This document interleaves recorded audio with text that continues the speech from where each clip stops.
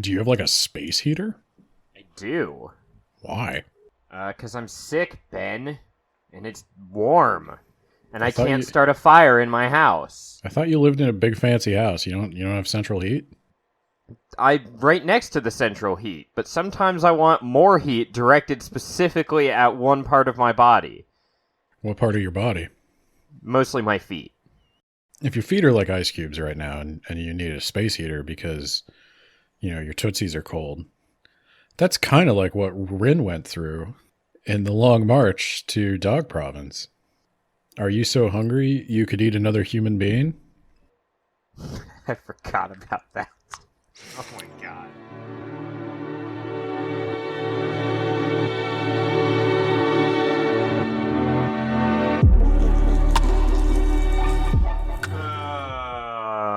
I guess let's jump right into it. You're listening to Words About Books, except if you listen to the last episode, you're probably not listening to Words About Books because we We were probably pretty offended you. critical. Yeah, exactly. We were pretty critical of a beloved series, a beloved book, I guess. Probably both. one of the most beloved fantasy series of the last decade, Yeah.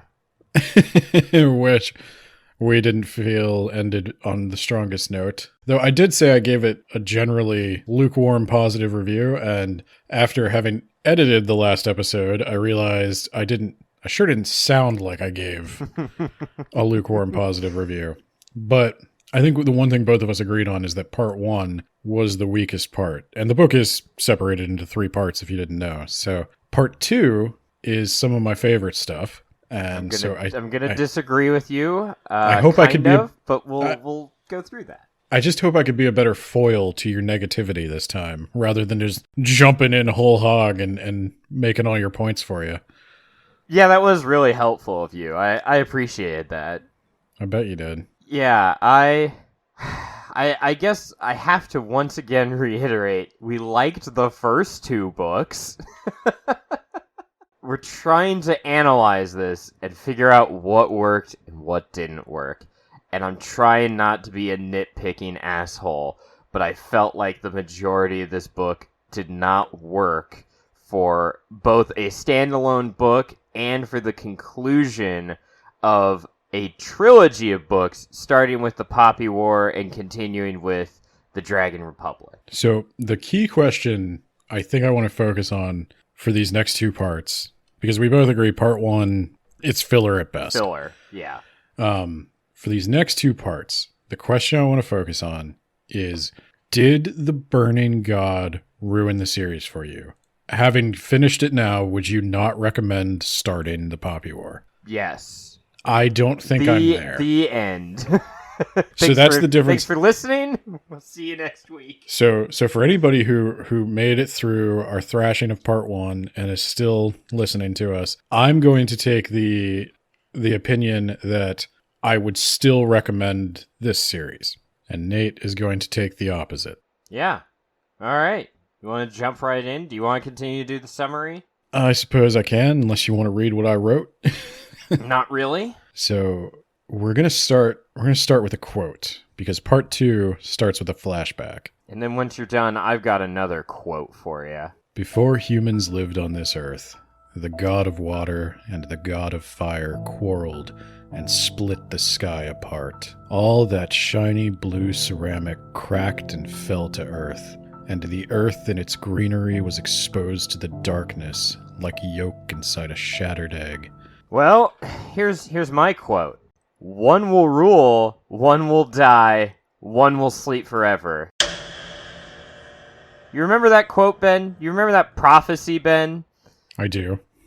I want you to keep that in mind as we talk about this. I do. It definitely made me think that Riga, the Dragon Emperor, was dead.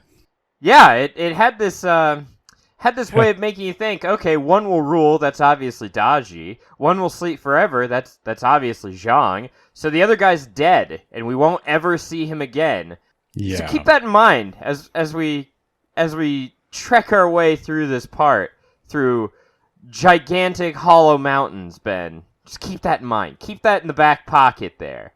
There are a surprising number of hollow mountains in this book, as there are a surprising number of very, very, very deep rivers. And I'm sure if we went underground in one of these cities, there'd be a gigantic sewer system. Are you not satisfied with the notion that in this fantasy world there exists an Underdark? This is the part with the city. Oh Yes. man, let's get started. I can't wait to talk about that. Let's go. Oh, okay. Starting with Daji's perspective.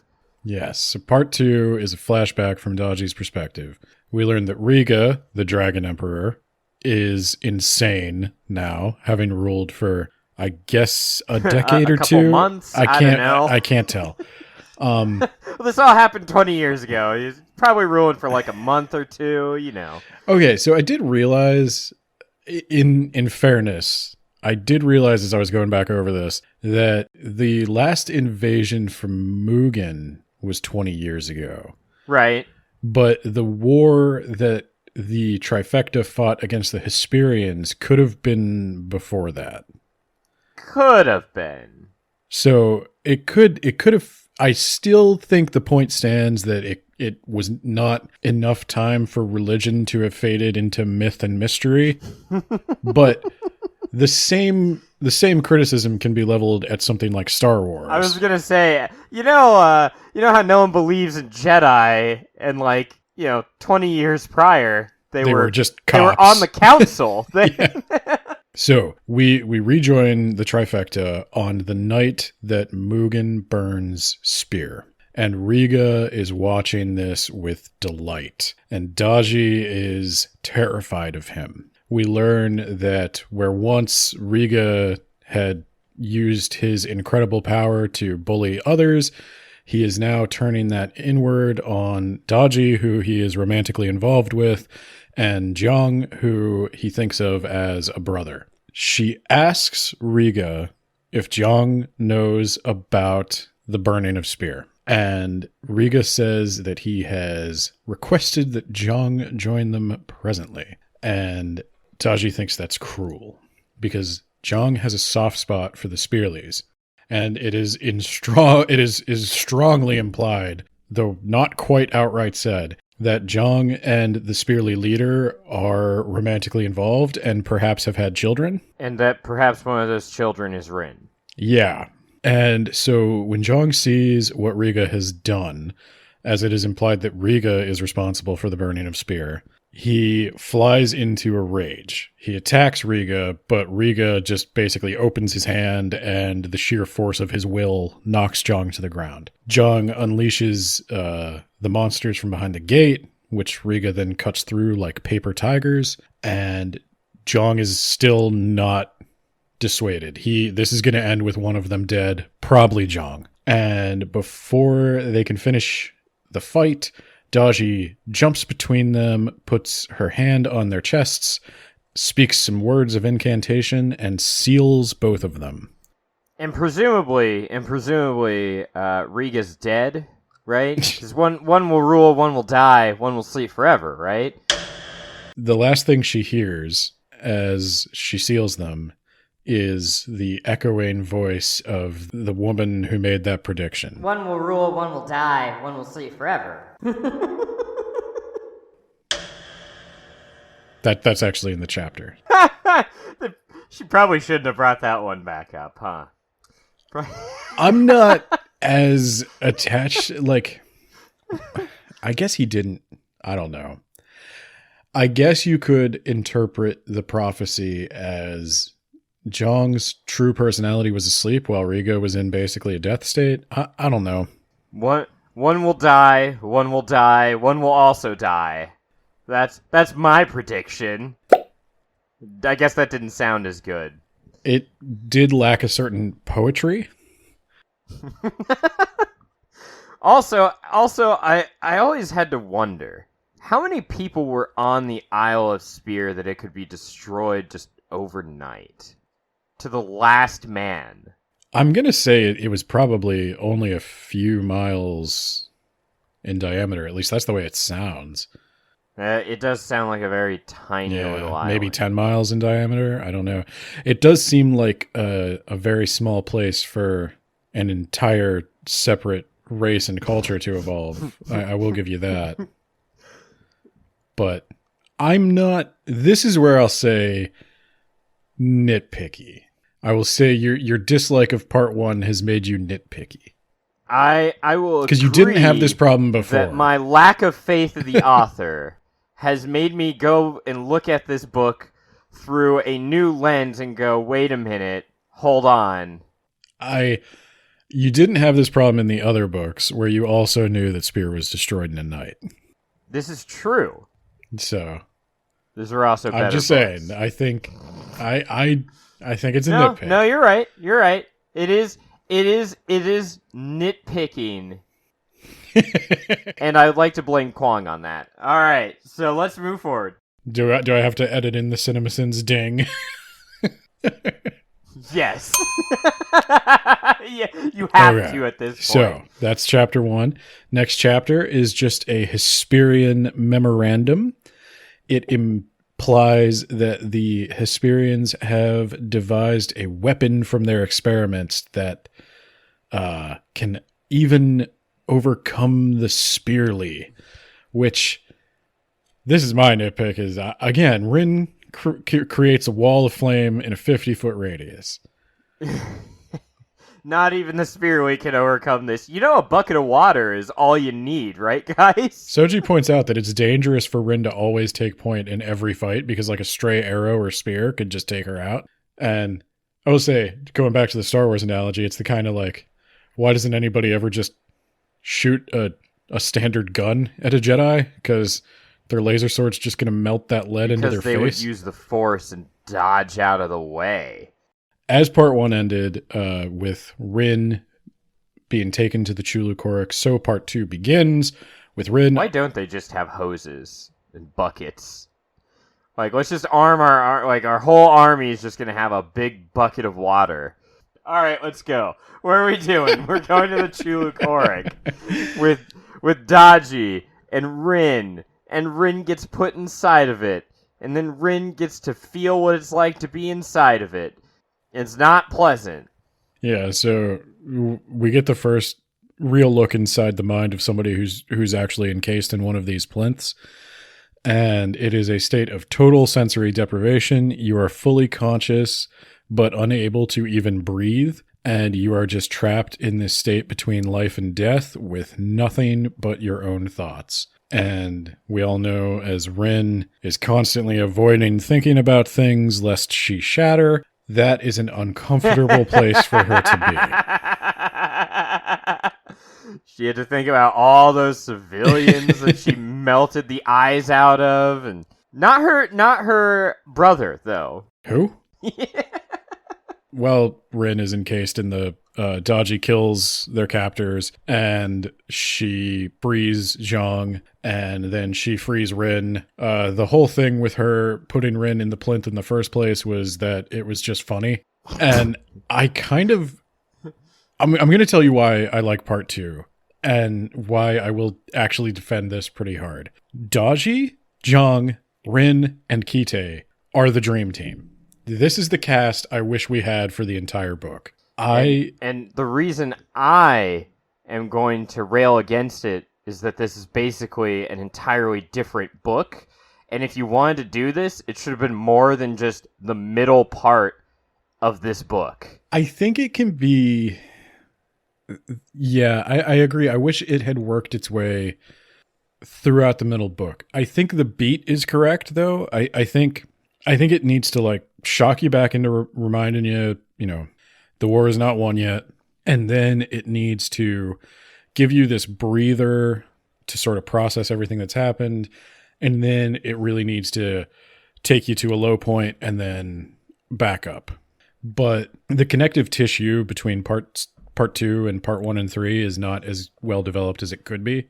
I'll put it this way. I have enough fun with part 2 that I can kind of excuse that. It's okay to be wrong. You can have bad opinions. One of the things I did like right now is when Rin sees Zhang again. It is an emotional moment for her, and it is perhaps the first real moment where I think I actually feel like this is how the human being Rin might respond. She responds like a child. She accuses Jong of having left her and saying that, you know, you could have saved me, you could have saved Alton, and he says, I couldn't have saved Alton, and she says, but you could have saved me. Versus the, if I think about this, I'll shatter stuff. This struck me as more real. The kind of like whiny regression. Yeah, that's why this bothered me, because I don't view Rin as a person anymore, because she's just an anger monster that murders people indiscriminately in the worst way possible, and I can't feel any sympathy for you. What we should have done is just left you inside the Chulu Korik. What Kuang was doing, I think, was trying to show that Rin she had all these human emotions and that she'd been suppressing them. And when she sees Jong, the gates are down. She shattered. Yeah, she shattered. Yeah, she did. And she regressed and she became a child again, and she had these childish reactions to her situation. And I don't know. To the things that she did where she was the one who left Jong, not the other way around, but it was very much, he was the master, she was the student. He should have taken better care of her. He should have realized she was a crazy person and done better to teach her, because, yeah, he was the master. Boy, did she avoid learning any of his lessons, except for how to gain the ability to burn people to death. That was your big problem with the first book, actually. If you want to go back to that, what does Zhang get? What has Zhang offered me? Just enlightenment. Not the power to kill people indiscriminately with fire. Fucking idiot. I'm gonna go nuke Mugen now. Bye, dumbass. The one problem I had with this scene was when Jong decides to go with them. I also noticed this. It's basically like, wait, why are you willing to go now? Well, I wasn't willing to go earlier, but like, now I recognize it's the third book in the series. He literally says it's time for this story to end. Yeah. He's like, well, I realize now it's book 3, and we gotta get a move on, so... Because Jong's whole point, which I liked in the first book, was this kind of pacifist message where total war for, like, survival versus surrender and occupation... Is it worth it? And that's what Zhang said. He's like, if I let these gods come to this world, they'll ruin it worse than any colonization or anything like that. What humans can do to each other is nothing compared to what the gods can do to them. And he just doesn't care anymore. And I guess part of it is that the seal is breaking and more of the old Zhang is coming through. Like, his personality was totally changed after he was sealed. And so now maybe the ambitious old Zhang is coming back, and he doesn't fear for humanity the way the new Zhang did. No, it's because this is book 3 and like we need to get a move on. So let's go. We got to bring this story to an end. We're gonna go get Kite, and then we're gonna get your army, and then mumble, and then we'll win. So the plan is they're gonna go get Kite back. That'll get Rin her powers back. Still not really explained how that works. Nope. And then once Rin's got her powers back, the 3 of them will march up. They will free Riga. And then Riga, as the most powerful motherfucker that ever walked God's green earth, will the 4th Hokage effortlessly throw the Hesperians back into the ocean. And which doesn't make sense, because why would they need to sacrifice Spear to get the Hesperians to save whatever? But I think he just wanted to sacrifice Spear. I mean, I think that's what came out, is that he didn't have to do that. He just didn't like the Spearleys. So why didn't he do it himself? I don't know. He got a favor from Mugen. I thought the whole point was the sacrifice to get the Hesperians. I don't know. I really...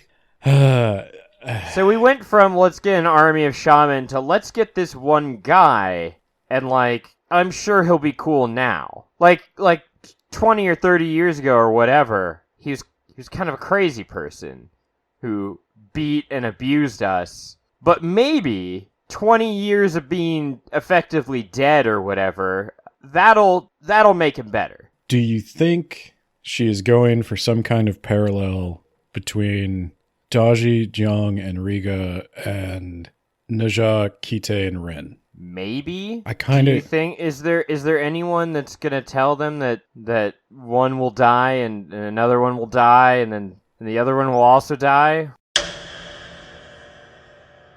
I'm going to admit, I don't think this was the most well planned out trilogy in the world.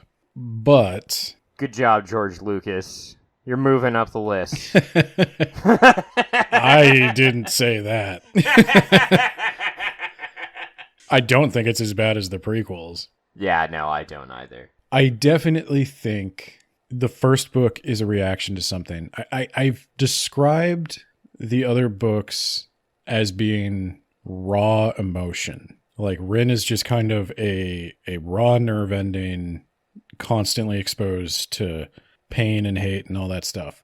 I think the emotional landscape of the book makes sense.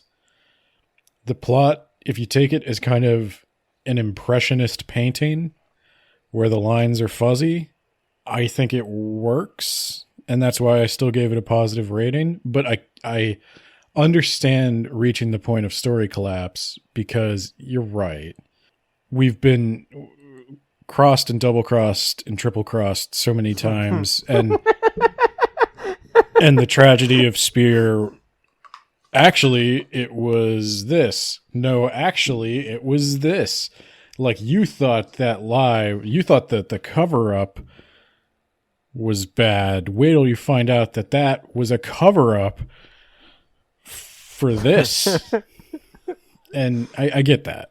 It is silly, but... Also, before you continue with your point, Rin has been betrayed by the Empress, Viseira, the Southern Warlords. What are the odds that she'll be betrayed again? I don't think she was betrayed. I think she kind of was, and I think that everyone and their grandma should have seen that one coming. I mean, I saw it coming because we'll get to that. Because it was so hammered in. This is gonna go sideways. Let's continue on. I've got some points I want to talk about. We're gonna come back to this. So the logic here is that if they reunite the trifecta between the trifecta and Rin, they have such an overwhelming shamanistic force that no one can stand against them. And that's probably true. So the journey to rescue Kite is easily the highlight of the book for me. I love the banter between Rin, Daji, and Jiang. Because it's from a different book entirely. It's a refreshing injection of humanity. So, like, for a long time now, we've only been experiencing betrayal and misery and pain and suffering, and nobody... That is a good point. There is an ounce of humor here and there, and I think you'll find that in the characters I like, they tend to have a more well-rounded emotional set of emotional reactions. Like, I like Venka. I think that this is one of the things that this book lacked, or maybe I didn't see it as much because I just hated everyone and everything that was happening. I remember just one book ago when Kite was like, yeah, we drank horse urine and got high. It's like, there's a little moment of levity during this ongoing civil war. Well, it's not even just that, but like, I like that Venka can have suffered greatly and still be obviously traumatized by her suffering, but be capable of feeling another emotion every now and then. Whereas another emotion besides just raw anger forever. Rin has two emotions. She has anger and stupid. Okay. And I do want to be kind of dismissive of that because I really don't like Rin. And again, I will say I understand you're not supposed to like Rin, but I don't think that I dislike Rin for the reasons I was intended to dislike Rin. That's probably the way to put it. It's not just that she was a bad person. It's that Rin she started this book as a smart, determined, competent, hardworking individual And she ends this book as somebody who is addicted to power. And whenever raw power is not the solution, her only thought is, how do I get more raw power? She exhibits absolutely no problem-solving skills ever again. She doesn't have any real sense of humor. And so when you get those moments where like she breaks down in front of Jiang and becomes that student again, you're like, oh, there's Rin. There she is. I mean, I understand she can't be outwardly vulnerable, but since we spend so much time inside Rid's head, I don't know why we couldn't get a little more vulnerability and just a little bit of a peek behind the curtain. But she might shatter, Ben. There's your vulnerability. If she thought about all the bad things she was doing, she would shatter. I guess I want to see her shatter a little bit. I mean, when nobody's around. Well, she can't shatter because she's compartmentalizing, Ben. Well, she's putting all that bad stuff away. This is what I would say to that. And I know you're being pedantic, but like when I am in a situation where I have to put on a front, I do, behind closed doors, then break down a little bit, either with anxiety or anger or sorrow. You can bury your emotions for a time, but then when you go to fall asleep, your mind's going to go over everything that happened throughout the day, and you're not going to be able to forget it. So I'd like to see a little bit of like Rin struggling to sleep. Rin behind closed doors, maybe just like her hand shakes or something. Where she fell off the opium wagon and she started doing opium again, but then she just stops doing opium cold turkey without any mention at all of that. Do you like that, Ben? I definitely think there were some parts that were neglected in the haste finish. I think that is Season 7 true. and 8 of Game of Thrones. Which is ironic because R.F. Kuang in an interview has made fun of Season 7 and 8 of Game of Thrones. Well, that is kind of funny, actually. Anyway. All right. What are we doing? We're going to that super advanced techno town, right? Why don't you tell me about that? So, I thought that we were in kind of an ancient China with some modern weapons. Like, they brought in guns and battle blimps or whatever, I guess. You thought you were in, like, 14th century with blimps. Yeah, instead we're actually in the 14th century, but, like, the Hesperians, they kept advancing rapidly. Like, we're playing Civilization now. I've got spearmen, and Hesperia has spaceships. Yeah, the Hesperians are in the 18th or 19th century, and with some technology that's actually better than our current technology now. They've got unmanned drones that deliver mail around the town. Yeah, that was interesting. I was not expecting unmanned drones. No one was expecting unmanned drones because that's f***ing stupid. I don't know if I'm going that far because if you're going to work this hard on establishing the setting and a relative like time and place, you can't drop that one on me in the third installment. Well, so okay? It definitely goes full steampunk. And yeah, and why are we even resisting these guys? They are probably about 400 or 500 years more advanced than you. You can't win. Okay, let me pause you there. So they go to find Kite, and Kite is in this city that used to be obviously a Nikaran city, and the Hesperians have taken it over, and in a few short months have completely transformed it into this steampunk, gaudy, neon, hyper-organized monstrosity. Yeah. William Gibson came in, and he decided to build a city in the middle of this ancient Chinese continent. Okay. When Rin sees this, she is totally blown away. She has a full-blown panic attack. And Daji is like, I know exactly how you feel. That's how we felt the first time. It's you realizing that this is the future and it may not include any trace of you. And this is what I was going to say. Does it make a lot of logical sense? No. I agree with you wholeheartedly. Anybody who listened to part one is going to understand that I share your assessment that the military stuff is not well done. But when it goes back to my theory that this is an impressionist painting of emotion, I think that making it this hyper advanced steampunk society is Kuang's attempt to convey how shocked an actual Chinese peasant girl would have been when encountering a full-blown European city. And it's blown out of proportion. It's big emotion. Yeah, it is. It's big emotions. I mean, that's this whole book, though. Like, this whole book is just big emotional reactions to stuff. And she's using hyperbole, but I think the difference I see between part two and part one here is in part two, I think it works. And it works because you don't hate everything that's going on. There's a dash of humor. There's a dash of humility and vulnerability. And it's like we said, you know, I was bizarrely thinking about the Duke LaGrange series the other day and how we didn't like book one of Duke LaGrange. We thought it was boring. And then we saw Jay Key's short story and we legitimately really liked it because he injected not more humor. It was about the same amount of humor.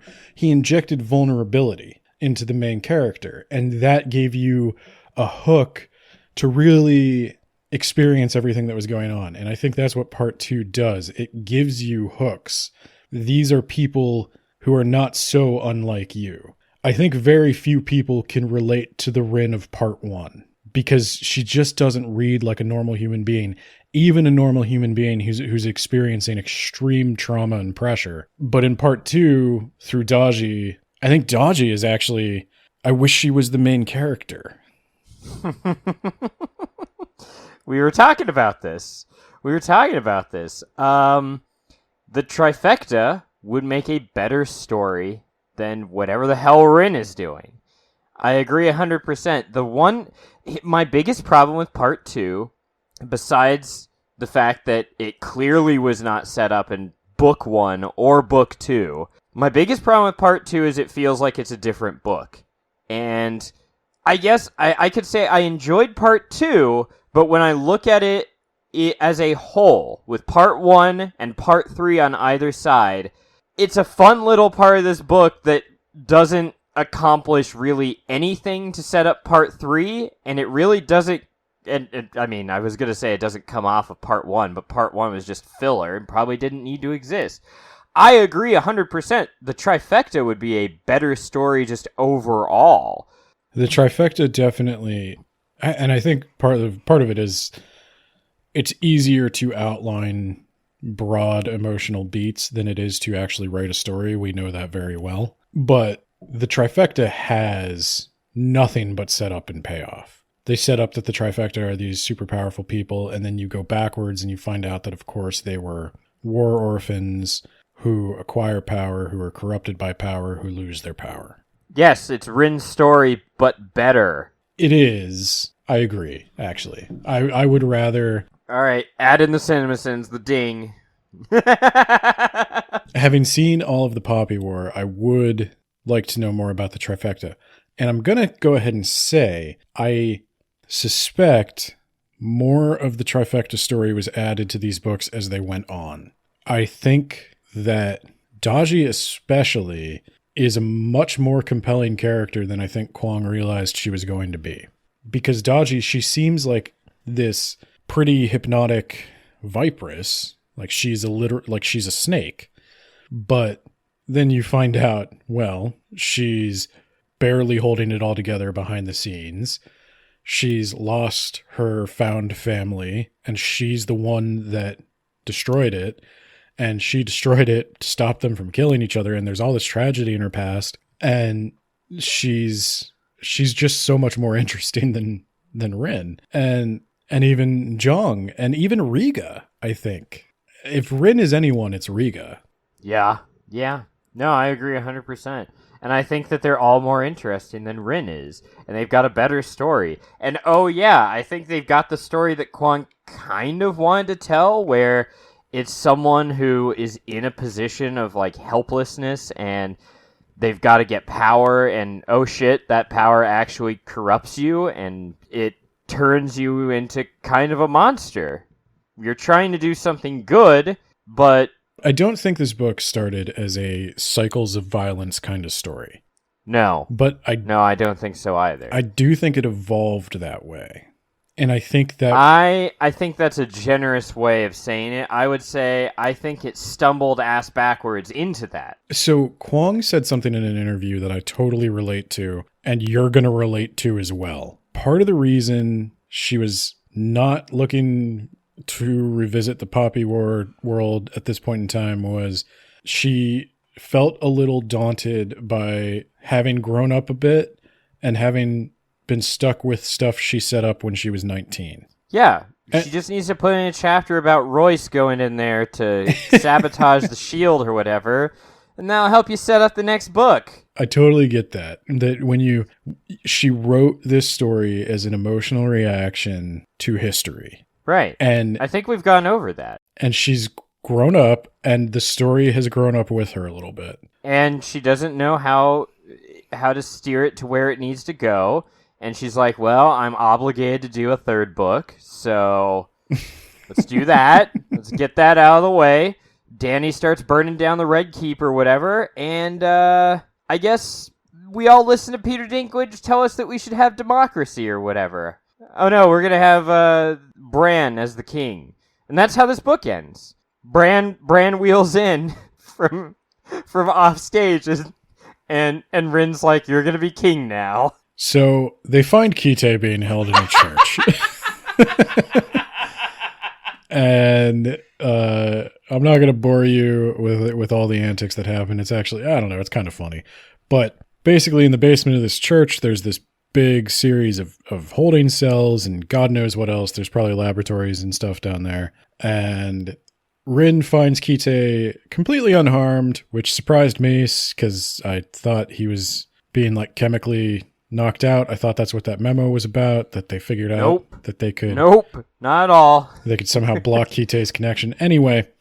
They don't even know about Kite's connection. He's fine. He's fine. Yeah, he's fine. It's just that he was a little bit far away for Rin's spirit to connect to him. You know that distance is the key to being spiritually connected to someone, Ben. Yep. Yeah, the Pantheon's definitely not everywhere all at once. That any mind can reach out to under the proper circumstances. Anyway. And then someone's coming along and Kite's like, quick, get under the covers. You'll hide. Yeah. Is that what happened? Yeah, that's what happened. She's just sitting under the covers and Nezha comes in to talk to Kite.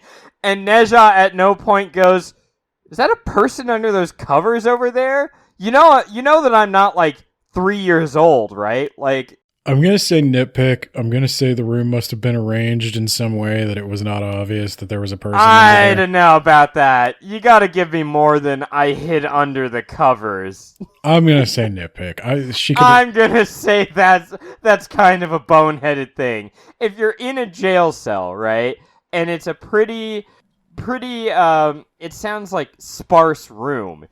You gotta give me more than, and then Rin hid under some covers. Like, Rin come on. Has a +6 to stealth checks with advantage because she got her Phoenix powers back and she passed. Wouldn't that give her a disadvantage? She's always on fire? Like, no, not in this case. So maybe Nezha was really mentally weak from all those experiments. I'm just gonna say, if you could conjure multiple gods, she could have conjured the Shadow God. Just saying.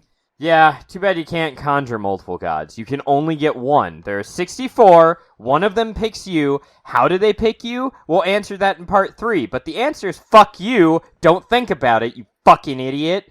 I heard in the next upgrade they're going to have 128-bit gods, so... Oh my god. Is one of them the Maker? With the Maker DLC. Jehovah joins the fray.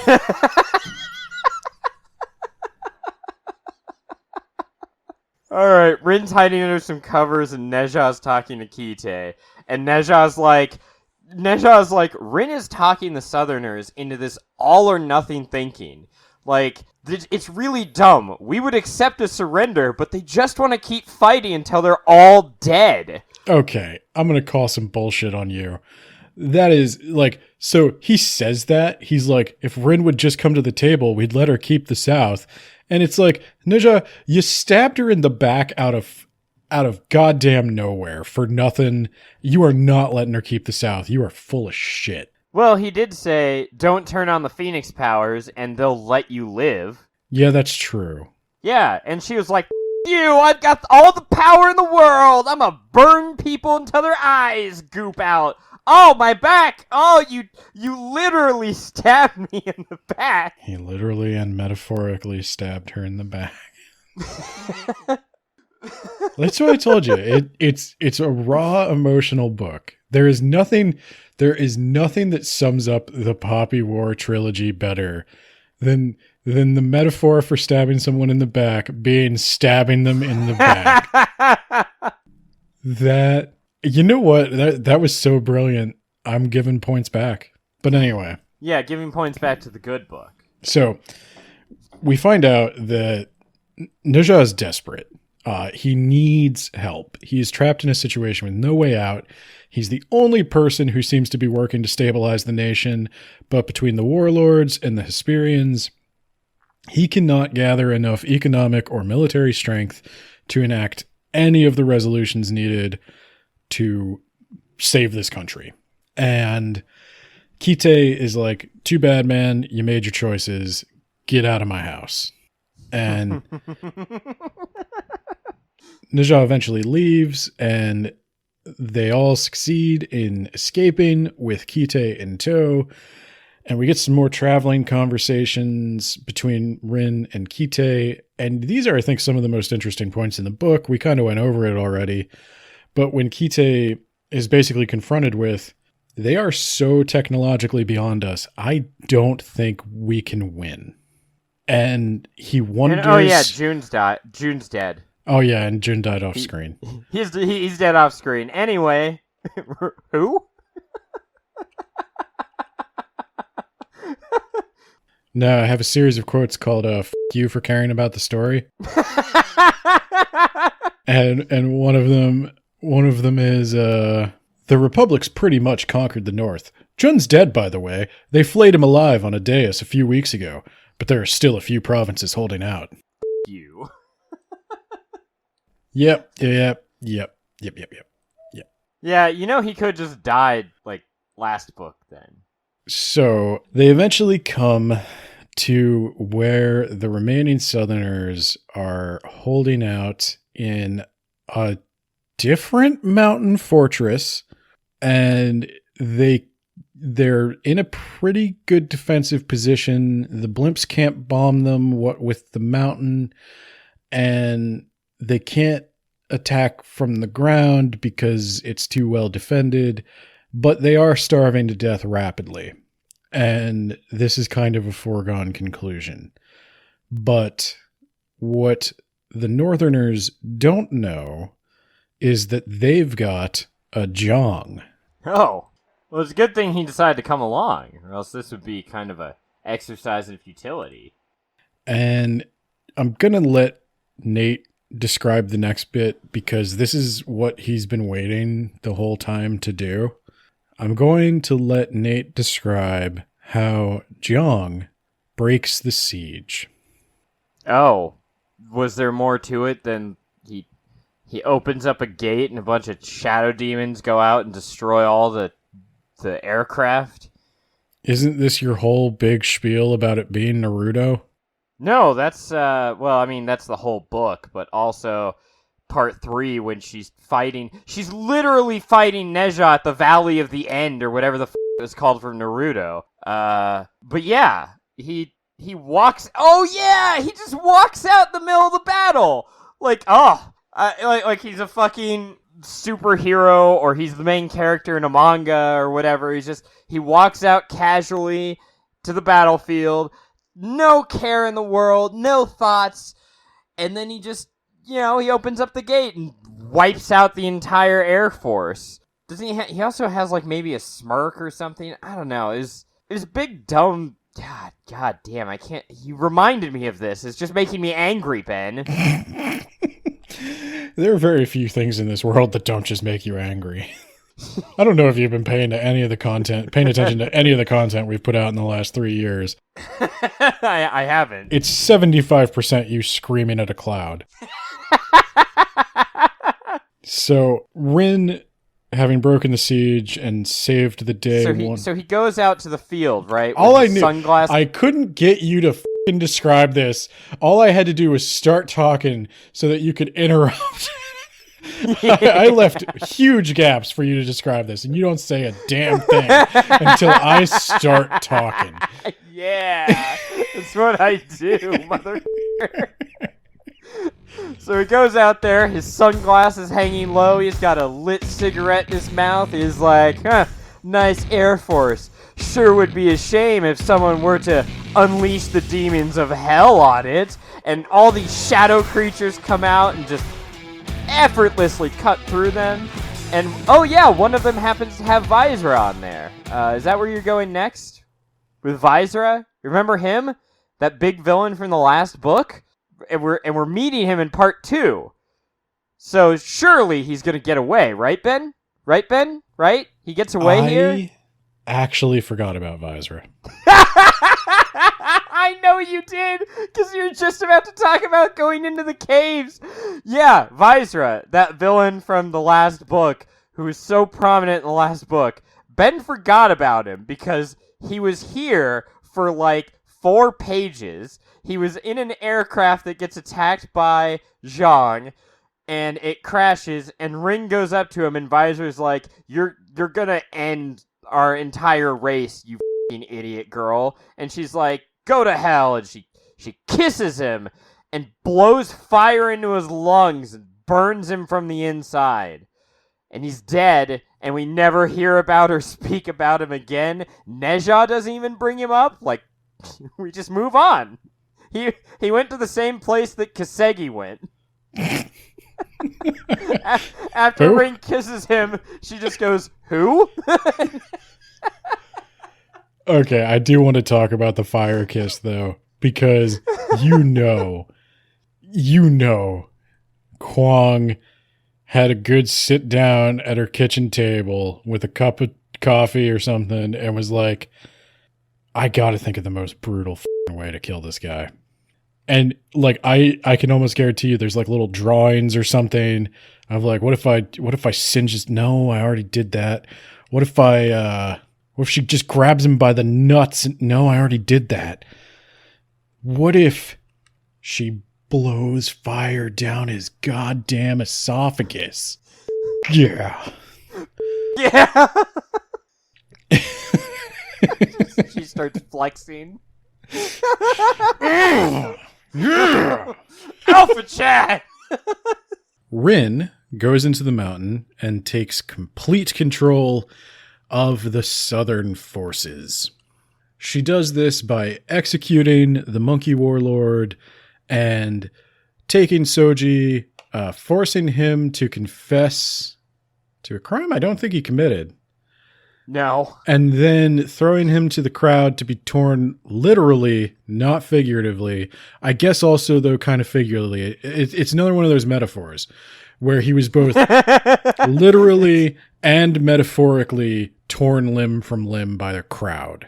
And that's how Rin becomes leader of all the Southerners. Now, once upon a time, the Red Army of the Chinese Communist Party found themselves on a big, brutal, long retreat where they had to march, I think, 9,000 kilometers in Or like 2 miles. 5,600 miles in a year. And it killed a lot of them. There was a lot of starvation, death from exhaustion. It was a bad time. We're doing that. Oh, okay. So we're going back to the whole Rin is Mao, kind of, but not really Yeah. at all. Yeah. Now, the thing I don't fully get and did not fully get as I was reading this book was why. So they need to get to Mount Tian Shin. Is that what it is? Yeah. And Tian Shinhan. they need to get to the mountain where Rika's being kept. And for whatever reason, they all need to do that. Now, I remember something about there's one province that hasn't capitulated to either side. It's the Dog province. They're very poor. It's kind of hilly, rocky terrain where there's not a lot of agricultural land. There's not a lot of industry, so not a lot of people live there. But they are staying strong, mostly because nobody cares enough to go out there and stop them. So they're going to make for Dog province. That's where they're hoping to find more troops and some refuge. Now, the difference between the Long March of the Red Army and this Long March is that the Red Army didn't have a shaman come in and blow away Chiang Kai-shek's forces. And really, I'm sure Mao would have preferred if he did have a shaman on hand to just get rid of Chiang Kai-shek's forces. So I constantly find myself, as the march becomes more brutal, this is probably my part two. As the march becomes more brutal and they run out of food and they're starving and they're marching without proper clothing up a mountain where there is snow and ice, people are getting frostbite, people are falling asleep and never waking up. There's just rampant cannibalism, just so much you don't cannibalism. want to waste that delicious human meat. And I just kept wondering, why does everybody need to be here? That's a good point. Why do they all need to be there? Just get them into the Dog province and then just leave. Well, the Dog province is over the mountain, so this is the only way, I guess. That's right. Okay, no, that's right. Only Rin and Daji and Jiang went up Mount Tian Shinhan. But no, you're right. That they all did cross the mountain, but you're right in that the enemy's air force is broken. They didn't need to. Couldn't they have? Well, couldn't they have scattered and met up somewhere else? Yeah, but then you couldn't have done the Long March, Ben. Yeah, I'm honestly asking this question because I don't think they all need to retreat that way. You're the wrong person to ask. You're the wrong person to ask. But to the general podcasting audience, I'm honestly asking this question.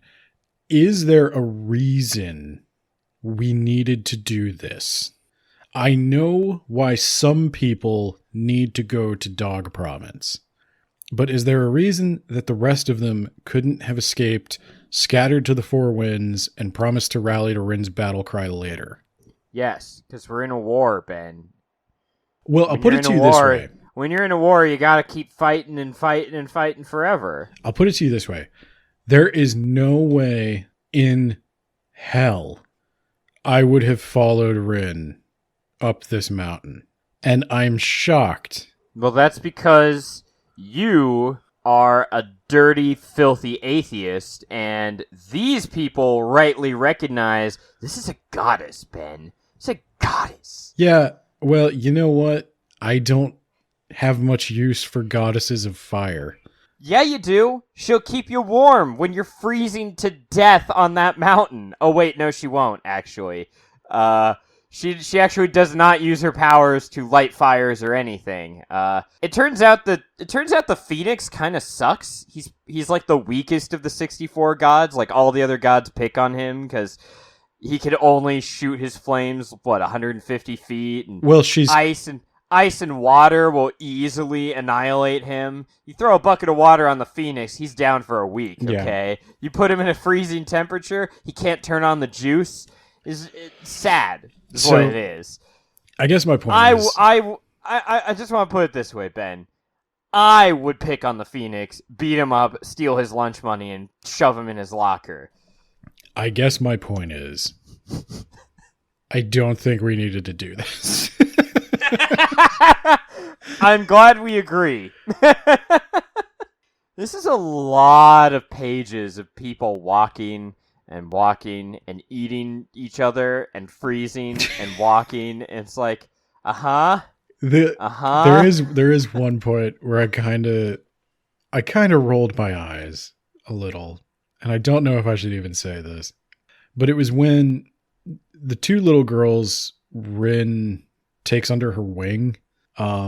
They get caught and they're about to get, murdered because a bunch of people found them eating their friend, and Rin is like, "Let her go." And I was like, really, Rin, this is the one person you're not going to punish? The cannibal children? No, because she's a little girl. You want me to keep marching with you and your cannibal children? You don't think that's like my greatest fear? You don't think every time I see a child staring at a baby monitor, I don't think they want to eat me? You think I'm going on this march when there's literal cannibal children with you? No, I'm not. I'm out. I'm done. Anyway, they get to Dog Province. 2/3 of them are dead. Zhang has been left shaken and... and Jun's also dead, yeah. Zhang, the whole time... Damn it, you're right. I should have just said, who? Yeah. Zhang is left shaken and mentally destroyed from using so much of his power. He's in and out of lucidity during the entire march, but during his more stable moments, he warns Rin very subtly. I can see how there's some confusion over whether or not she should do this.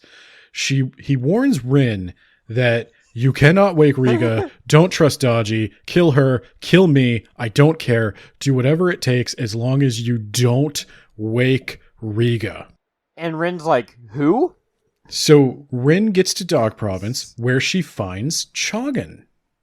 Oh, God. Hey, Ben, did you know that there are 100 tribes in the hinterlands, right? And last book, Chagan's aunt was killed by his traitorous cousin. I'm going to pause you there. I'm going to pause you. Let me just say one thing. Okay. So, do you ever watch American Dad? Yes. Okay, so you're familiar with the goldfish. Yes. There's an episode of American Dad where the goldfish winds up going through a portal. And then, like 10 minutes later, long after you forgot the goldfish got sucked through a portal, you thought it was just a gag, he comes back wearing a crown and holding a sword. And he's like, I was gone 60 years. How long was it here? What? Where did you go? I don't know. But wherever it was, I am their king now. That's what happened with Chagan. Yeah, did you know it's really easy to unite 100 tribes that haven't been united ever? Like, you could do that in the span of a few months. Yeah. Chagan rode off screen to his death, presumably. And then rode back on screen, king of the goddamn world. And boy, wouldn't that have been an interesting story to hear. I have united the Mongols in 3 months. I killed my cousin. He was... We thought he was going to be a big deal because of the last book, but nah. Guy sucked. And now I'm the ruler of everything! So anyway, let me tell you about why you shouldn't bring Riga. So Chagan, having united all these clans, being a psychic master of the spirit realm, tells Rin that if she wakes Riga, if she comes down that mountain with Riga in tow, he will shoot her in the face. He will order all of his 100 clans to shoot her in the face, and no Phoenix is going to save her from what he is about to do, because he will not have the trifecta roaming these lands again. Remember, the trifecta is the reason his clans got all screwed up in the first place. And Rin's like, oh, you. And she does it anyway. No, she's more like, you, Dad! You can't tell me what to do! I'm gonna go free Riga! So, Rin, the Viperess, and the Gatekeeper climb the mountain to They all enter a free bar. Riga.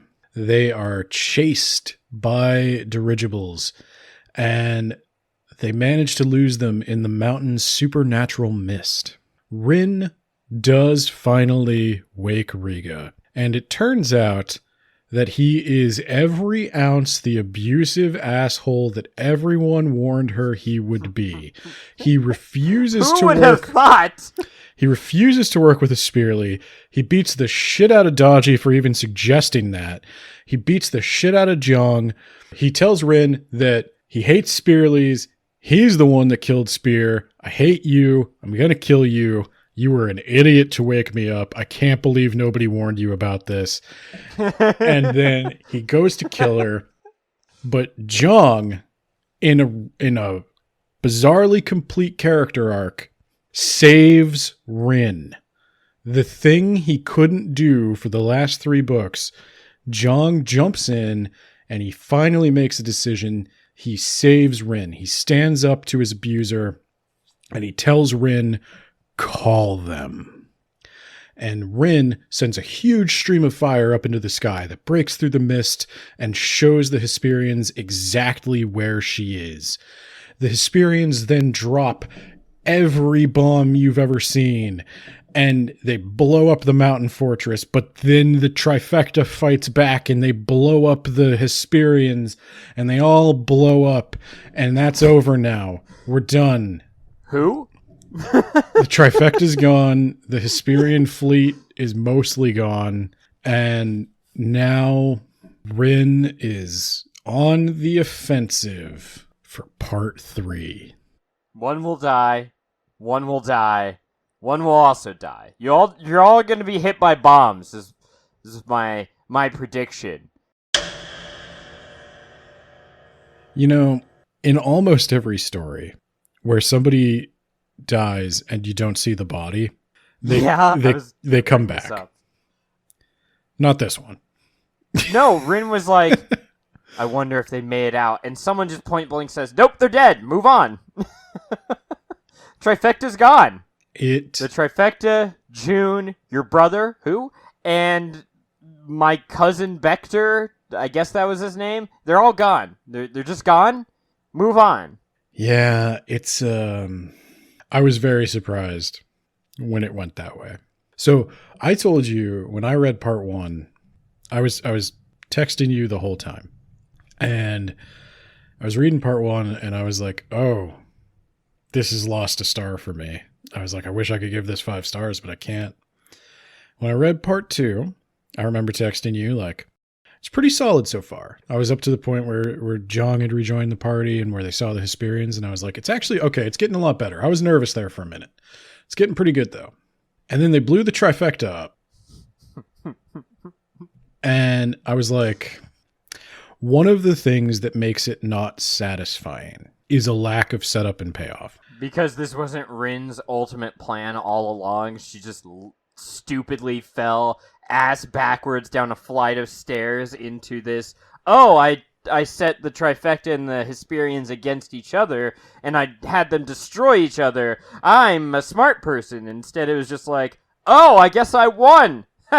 I was going to say, the Hesperian fleet was not set up as a huge threat. I mean, it is, but we already watched Jiang effortlessly. This is what I mean when I talk about Star Wars and a lot of these books where they feature these big military, like when you have Wedge Antilles telling you like, oh, there's 4 Star Destroyers over there, and it's like, I have no idea what that means. I don't know why I should care. Is that worse than 5 Star Destroyers? Does that mean you can't win? I don't know. So how many dirigibles did Jiang destroy in his first attack? Half the fleet? A third of the fleet? How many's in a fleet? The Hesperian fleet was not built up to be a trifecta level threat. I don't know why, when it is described that the trifecta previously killed Hesperian fleets willy-nilly, that this one can bomb them to death. That's why it's not a good payoff. My problem was we just need blank and that will turn the tide of the war. We just need the southern armies. We just need Zhang and Daji. We just need a shaman army. We just need to go and get Riga. It's like, every time there's one more thing that we need, that'll totally turn the tide of this whole war. And it never does. We just need to kill the dragon, which we'll talk about next time. Rin's victories are all, in this book, all of her victories are, she does a thing that she hadn't planned on doing, and she happens to come out victorious, and she just goes, oh, I guess I won. And I, as the reader, go, oh, okay. I guess we're doing this now. That wasn't very satisfying. What I like about the Poppy War and what I don't like about the Poppy War are both on display in part 2. I really find her insights into the clashing of cultures fascinating. I really like when Rin and Kite are talking about their separate reactions to the Hesperian technology. And specifically, Kite says something like, what if they are actually better than us? Like, biologically better than us? What if the racist narrative is true? And Rin says, do you think you're better than me? He says, of course not. She says, when I came to the north and I saw Syndergaard for the first time, I felt the way you're feeling. And I felt like I was totally inferior and I felt small. And that's a really interesting conversation because there are more parts where interesting characters talk to each other in this section. This is where I think it shines. Well, here's the problem, Ben. And I don't know, have we talked about this on air or not? Where if you enjoyed this world that Kuang built, you probably enjoy it for different reasons than Kuang herself. Like, she doesn't seem interested in some of these, well, a lot of the stuff in this world that she set up. She's obviously interested in the clashing cultures, though. Well, here's the thing. What, and I'll talk about this more in the next part. Here's the question I want the listeners, who are probably like 2 people at this point because no one wanted to listen to us after part 1.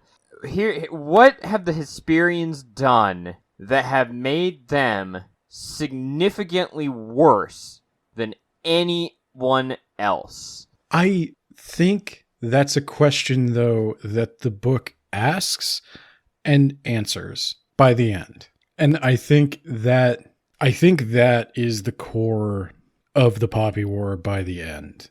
It is critical of Nikara for fighting all these internal wars and basically keeping the whole country so unstable that it has now fallen behind the rest of the world. And now they're paying the price of just constantly fighting with each other.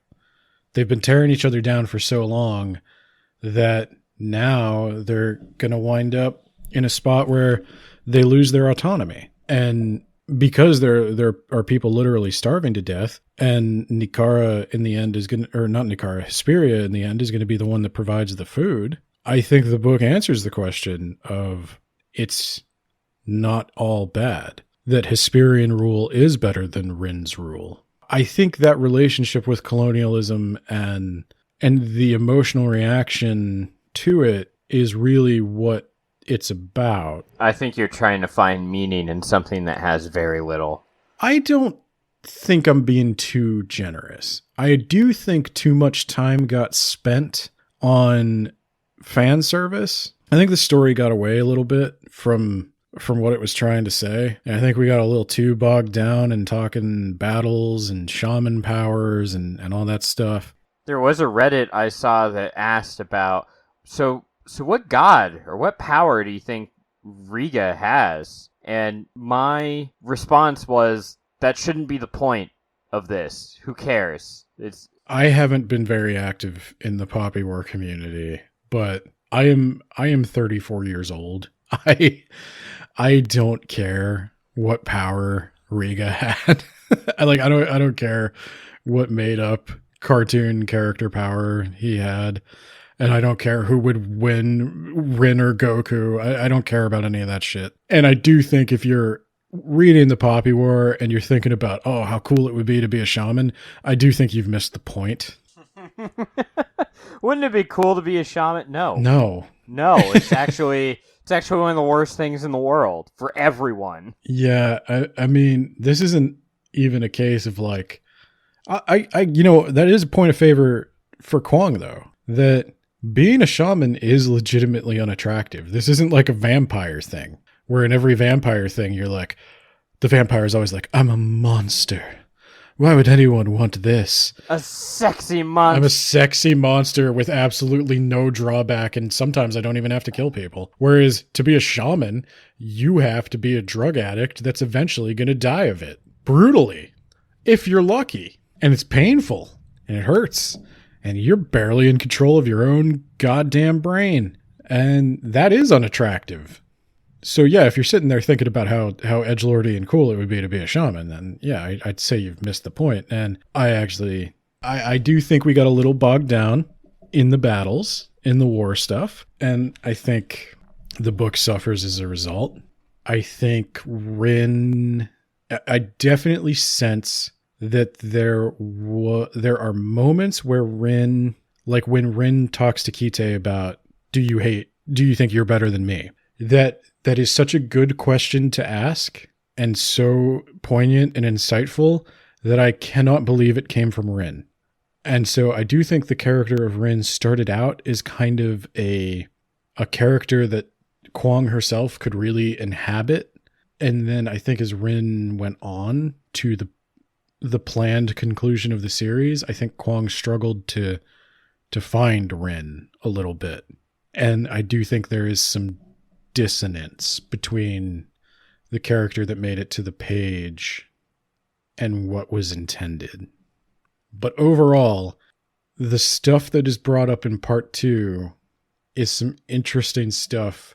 And I guess I should say, when I'm grading on like would I recommend, I guess it's like, what would I recommend it against?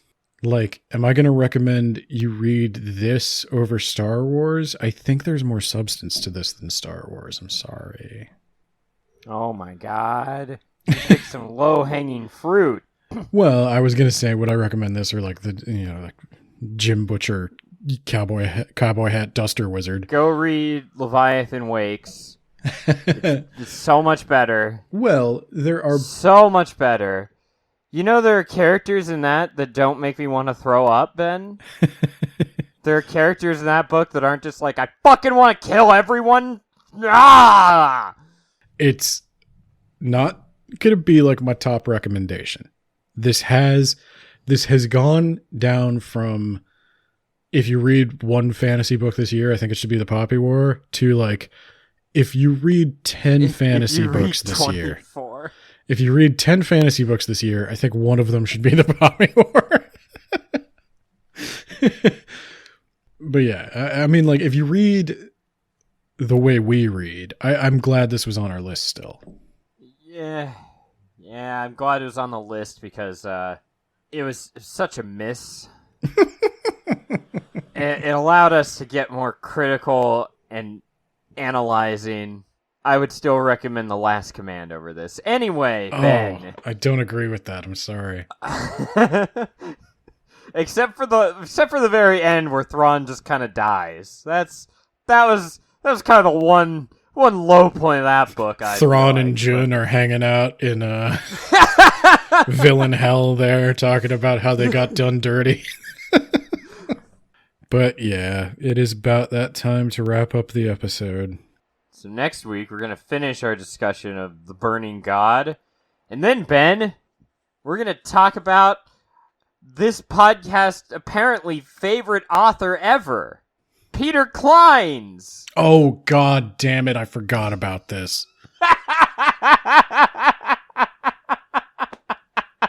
God damn it. I thought we were doing Leviathan Wakes. Oh, I thought we were talking about The Expanse. Oh, this is a lot. Oh, this is a lot of disappointment to deal with all at once. Oh, man. That's okay. I can rally. We're going to talk about 14. Yep. And then we'll go to the Leviathan Wakes, which is a great book so far. I'm like 50 pages from the end. I'm going to be shocked if they whiff this one. Well, if they do, I mean, there's like 7 more, so there's still time. If they do, we'll go back and we'll edit in a laugh track later. All right. Any other thoughts, Ben, about the Twitters and the whatever? Check us out on Twitter, WAB Pod. Check us out on Buy Me a Coffee. If you feel like we deserve something extra, buymeacoffee.com/WAB Pod. You can check us out streaming every Monday on Twitch at twitch.tv/wordsaboutbooks. There's also an Instagram. Nate, what is the Instagram? Words About Books Podcast. Hooray. I don't know if I have a promo for another podcast this week, but if I do, it is about to play. Oh, well, Nate, that's another successful recording of Words About Books. I got to go check out the new chapter of My Hero. Have you been keeping up with that? Are you talking about manga? Hey, we've got a manga podcast, don't we, Brad? Ben, you can't talk about manga on Words About Books. You have an anime podcast that you talk about manga on. Remember? It's called That Time I Got Reincarnated in the Same World as an anime podcaster, which I have to remind you is the actual name of the podcast because you forget it all the time. Where would one find this podcast? You know, you can find That Time I Got Reincarnated in the Same World as an anime podcaster wherever podcasts are sold.